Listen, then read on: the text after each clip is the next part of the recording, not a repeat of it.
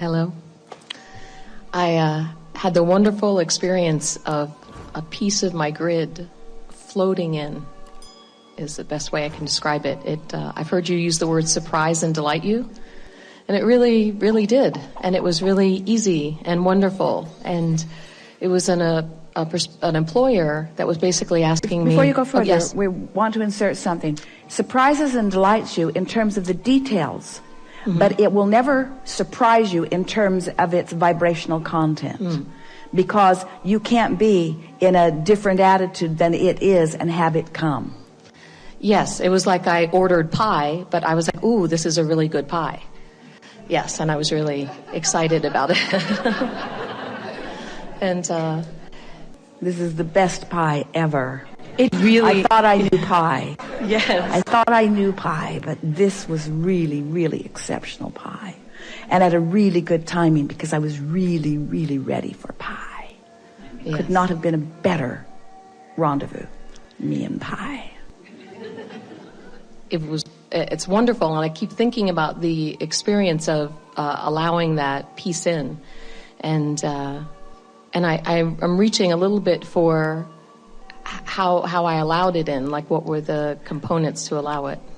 Well, the thing that we want to help you to realize, all of you, and we've been using the term get out ahead of it, because in your action orientation, you're trying to figure out what I did to allow that in just now because I want to do that again. Yes. But there's resistance in that because there's a little guardedness, there's a little working too hard, and there's a little trying to feel your own grid in. So step back into the more general place and say things like, well, I don't know exactly what I did, but whatever I did, I must have been doing something right because in it came. When we say get out ahead of something, what we really mean, if you heard us say it, get out ahead of it vibrationally.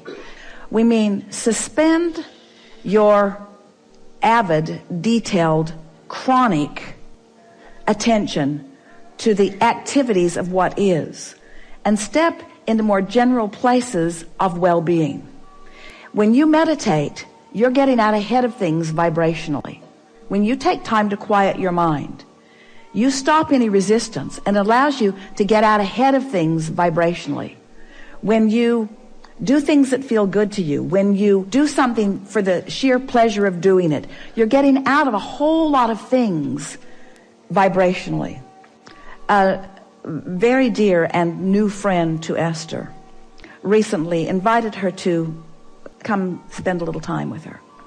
And Esther said, "You have no idea how good that sounds, but I have too much going on." And her friend's reply was, "I find that I get the most done when I do the least."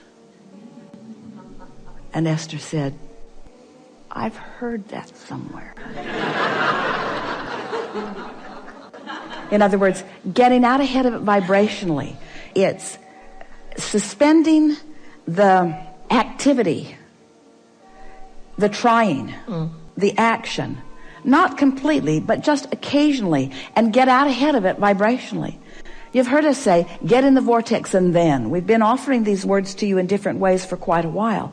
Do the vibrational work first, and then anything else that you have time for. So that really is, especially from the vibrational standpoint that you are. In other words, we're speaking this specifically to you. Just chill out. Don't try so hard. Do less activity. It makes us want to reinstitute our powerful encouragement of the placemat process, where you take a paper. Esther did it on a placemat the first day. That's why we called it a placemat. Draw a line down the center of the page, and on the left side write, "Things I will do today," and mean it. Not things I should do, not things I should have done yesterday and the day before and the day before, not things that somebody else wants me to do, things I will do today. A sort of determined, short list. Things I will do today. Reasonable things I will do today. Because you're not going to paint your house and mow your lawn and clean out your garage today. You're not going to do all of those. In other words, something reasonable that I'm going to do today. Things that I will do today. It's your action list of things that I will do today. On the other side, write things I would like the universe to do today. And put everything else on the universe's side of the placemat. Everything else. Everything else is on the universe's side of the placemat. So what happened to you is you focused your desires, but you focused them in a less resistant way than you ever have before. And so the things that you put on your side of the placemat will be easy for you to do for two reasons. You focused, and you released resistance by giving everything else to the universe. So you stopped stumbling over the time shortageness because you only chose things that you had enough time for. So the resistance subsides. Those things stand out. You feel an eagerness to do them because the resistance is not there. And then two things happen. The things that you put on your side of the placemat, you will accomplish easily, and you will feel good for having done it. Many of the things that you put on the universe's side of the placemat will resolve themselves for you. You will discover the fairies of the universe. You will discover the access that you had, the non-action access that you had to resolutions. Because the only thing that was preventing the resolution on so many things was your belief that you had to do it and that you didn't have time. That's the most powerful process for gaining access to the leverage of energy, the power of the universe. That's wonderful. So I'm excited and looking forward to more pie. Yeah, pie.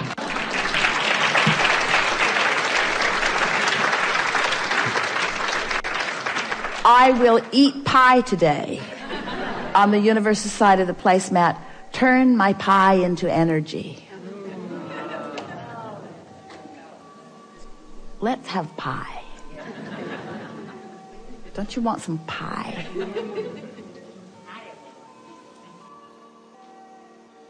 You are the one. This is excellent. So, this is the last time I'm going to talk about this, but... Wait. Why squander this moment to talk about something unwanted? For clarification? No. Okay. Because all it's doing is practicing something unwanted. We don't blame you. We get why you want to. We're just not going to help you do it. Okay. Got anything else? I do. I do, yes. I have more. Thank you for that. Okay, so I have these relationships. Uh-oh. No, this is not a bad thing. These good relationships, spiritual relationships with those who have transitioned. Yeah. Okay? Spiritual teachers Yeah. who've transitioned, like an Ernest Holmes, Neville Goddard, Jerry, my mother, and I just want to talk about how they fit. Like, where does my mother fit in with Jerry and Ernest Holmes and Neville Goddard? How did your mother fit into your life? Much differently now than she did when she was living. So, do you think you put anything in your vortex relative to your mother? As you knew her, what do you think you put in your vortex? Let's back up just a little bit. When you really know what you don't want, you really know what you do want. So you can get some really wonderful things in your vortex as a result of difficult relationships. But if you have a wonderful relationship, like Esther did with Jerry, then what you're putting into your vortex is more subtle. It's more detailed. And so what kind of things do you think you put into your vortex relative to your mother? I wanted to be closer to her. Yes? What else? I wanted her to accept me. Was she not accepting of you? And so the opposite of that now is in the vortex, because you know what you don't want, you know what you do want. So now, where does that put your mother now? Where do you think she now is? I think she adores me. So here's the thing that's interesting about how she fits together, because you see, Ernest Holmes never scolded you for leaving your wagon in the street. Didn't have that kind of a relationship. Jerry never scolded you for anything. You didn't have that kind of relationship. None of them were disappointed in you because they were not standing. You didn't interpret any of them as disappointed in you because none of them were standing and looking right at you in any sort of disappointment. But your mother was. So the difference, and we loved your question, the difference, how your mother fits into all of that is only as is translated through your expectation of your mother. You have different expectations of these masters than you do of your mother, and yet you should not.